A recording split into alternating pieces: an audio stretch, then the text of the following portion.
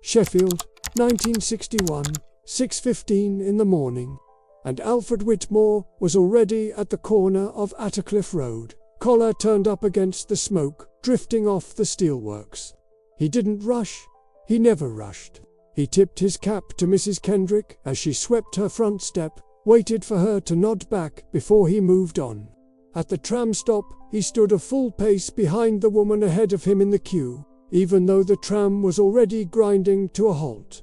When it arrived, he let her board first, then the older man behind her, and only then stepped up himself. Nobody had taught him this in a classroom. Nobody had written it in a book he owned. It simply lived in him the way breathing lived in him, because, in Sheffield, in 1961, a man's worth wasn't measured by his wage packet. It was measured by how he made a woman feel crossing the street, boarding a tram, or simply passing him on a Tuesday morning. That was the code. And Alfred carried it without ever once thinking of it as a virtue. To him, it was just what a man did. Alfred wasn't unusual. He wasn't the gentleman of the street, the exception people pointed to. He was the rule. Walk the terraces of Salford, the dockside streets of Govan, the row houses of Cardiff's Grangetown, and you'd find the same quiet choreography repeated in 1,000 doorways. Men stepping aside, men lifting caps, men lowering their voices when a woman passed. This wasn't chivalry borrowed from storybooks. It was discipline forged in mines, shipyards, and factory floors, where a man learned early that self-respect cost nothing and meant everything. The thesis is simple, and it's one worth writing down. A British man's charm in the 1960s was never about money. It was about mastery of himself. Wait until you hear rule number 18. It sounds like nothing, but it's the reason women trusted these men within the first 5 minutes of meeting them. Somewhere in the middle of this list, rule number 11 will explain why silence, not conversation, was the real seduction.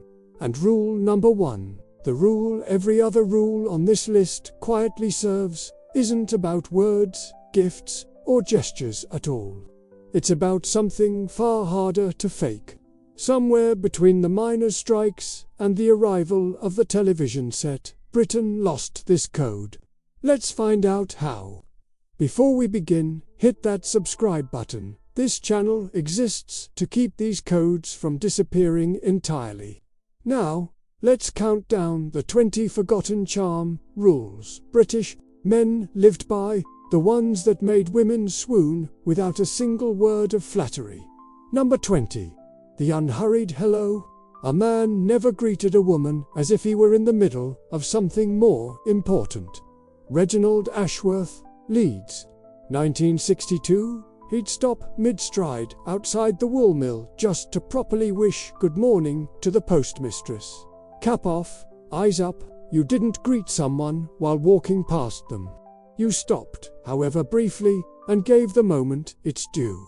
In a city built on shift bells and clocking in cards, this was rebellion disguised as manners. Rushed men forget who they're talking to. Unhurried men remember everyone. Number 19. The coat over the puddle, not the shoulders. Chivalry wasn't grand gestures, it was noticing the puddle before she did. Thomas Pemberton of Newcastle's biker district once laid his own jacket over a flooded gutter outside the shipyard gates. Not for show, but because stopping to watch her step around it would have taken longer. You didn't announce your kindness, you simply removed the obstacle. On the Tyne, where men's hands were rough from cable and rope, this softness was proof of something harder to earn than muscle restraint. Number 18. Listening without fixing. Cecil Hargreaves, Sunderland, 1964, sat with his sister-in-law after she'd lost her position at the Drapers, and said almost nothing. He didn't offer solutions. He offered his full attention. You didn't interrupt a woman's worry with your own opinion. You let her finish. In a culture where men were taught to solve everything with their hands, Choosing instead to simply listen was the rarer, harder skill. Number 17. The handshake that matched the moment. Firm for an introduction, gentle for a farewell, brief for a stranger, lingering half a second longer for someone who mattered. Walter Ingham, a Bristol dock worker, was known for it. Men said his handshake told you exactly where you stood with him before he'd said a word. You didn't shake hands the same way twice. You read the room through your palm. Number 16. Never correcting her in front of others. Whatever the disagreement, it waited until the room emptied. Alfred Whitmore's own father, in the Sheffield of the 1930s, had taught him this the hard way. A public correction was a private failure disguised as honesty. You saved the argument for later, and by later, it usually didn't matter anymore. Number 15. The empty chair offered before she asked. At the working men's club, at the chapel hall, at the bus shelter, a man noticed the empty seat and gestured to it before she had to hover awkwardly.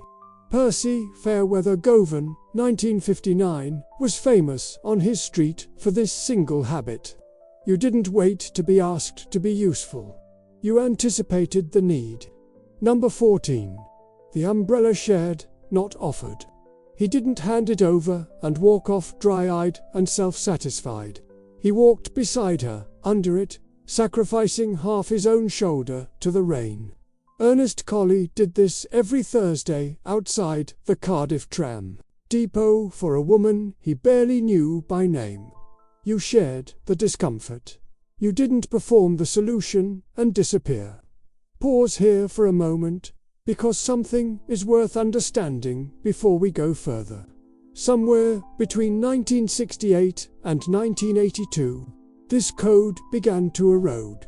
Not overnight, but steadily. The way coastline erodes under a tide nobody notices day to day. The pits closed, the shipyards on the Clyde and the Tyne went quiet.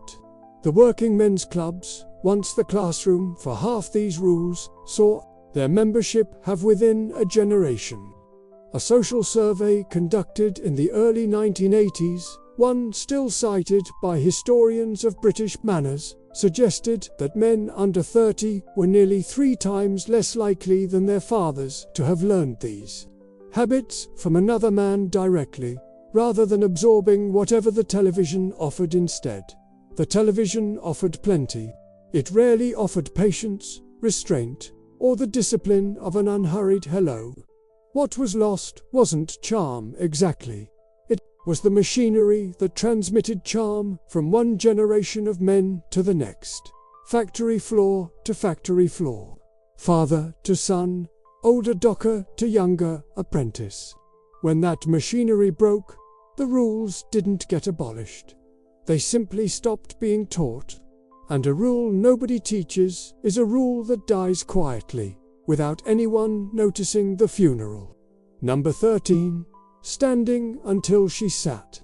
At the supper table, at the chapel pew, in the front room of a terraced house, a man remained on his feet until the woman present had taken her seat.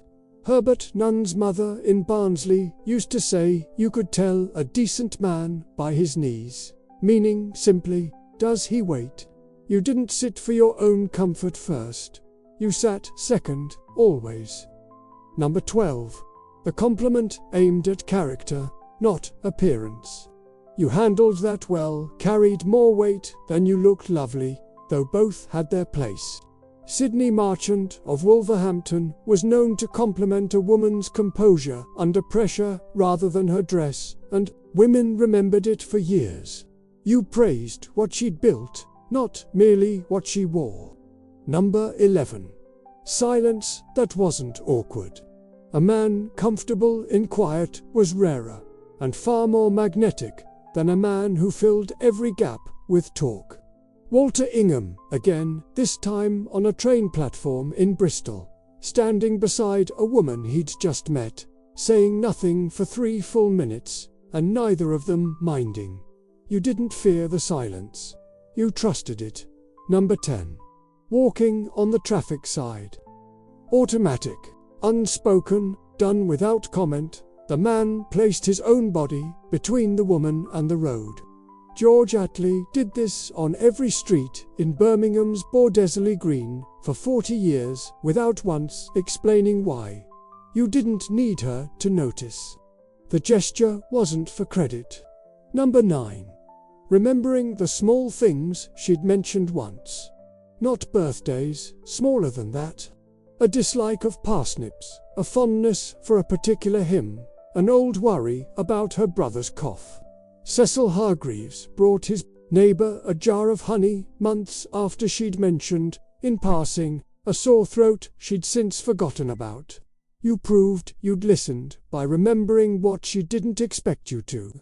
Number 8. Never raising his voice at home. Whatever the argument, however heated the day at the pit had left him, the volume stayed level within his own walls. Thomas Pemberton's wife told their children, years later, she'd never once heard her husband shout, not because he lacked temper, but because he'd decided the house was no place for it. You mastered your temper before it mastered the room. Number 7. The walk to the door, every single time. Not to the gate, not to the corner, to the door, and only the door. Whether it was a first meeting or the 100th, Percy Fairweather walked his own sister-in-law to her door for over a decade after her husband passed. Rain or shine. You finished what you started, down to the last few steps. Number 6. Apologizing without excuses attached. I was wrong, and nothing more. No footnote, no justification tucked on to the end to soften the blow. Ernest Colley's foreman at the Cardiff Works used to say the man's apologies were the shortest and most complete he'd ever heard. You didn't dilute an apology with a defense. Number 5. Making space for her opinion at the table. In rooms where men often spoke over one another, a decent man paused, turned, and asked what she thought, and meant it. Herbert Nunn did this at every family gathering in Barnsley, even when the room expected him to simply carry on talking. You treated her voice as data, not decoration. Number 4. Keeping promises that cost him something. Anyone can keep an easy promise. Sidney Marchant once walked for miles in the rain, rather than break his word about meeting a friend's sister at the station, when the bus had stopped running. You measured your word by what it cost you to keep it, not by how easy it was to give. Number 3. Protecting her reputation as fiercely as his own. He never gossiped about a woman's private business, never let her name become a topic in the pub. Walter Ingham was known to leave a conversation entirely rather than let it turn into idle talk about someone absent. You guarded her name the way you'd guard your own. Number 2. Showing up, especially when it was inconvenient. Not the grand romantic gesture, the unglamorous, exhausted arrival after a double shift, because he'd said he would come. George Attlee walked to a hospital waiting room in Birmingham straight off a 12-hour shift, still in his work boots, because he'd promised. You proved your word with your presence, not your excuses. Number 1. Making her feel safe without ever saying the word. This is the rule the other 19 were always circling. Not safety from danger, though that mattered to safety in the quieter sense. Safety to speak freely. Safety to be tired, or plain, or unsure, without fear of judgment. Alfred Whitmore's wife said, decades into their marriage, that she'd never once felt she had to perform for him. That wasn't an accident. It was the sum of every small discipline before it. The unhurried hello, the shared umbrella, the apology without excuses. Every rule on this list was really just this one rule, wearing 19 different coats. Back on Attercliffe Road, Sheffield, 1961, Alfred Whitmore is still standing at that tram stop, cap tipped, waiting his turn.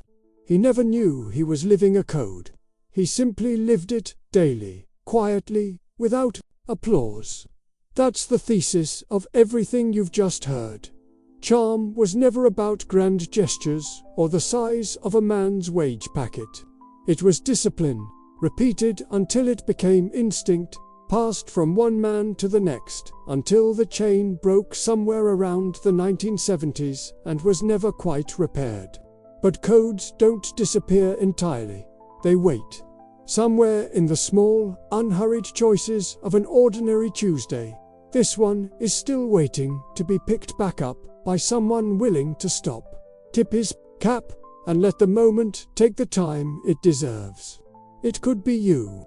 If this found something in you worth keeping, subscribe, and let's keep resurrecting the codes Britain forgot.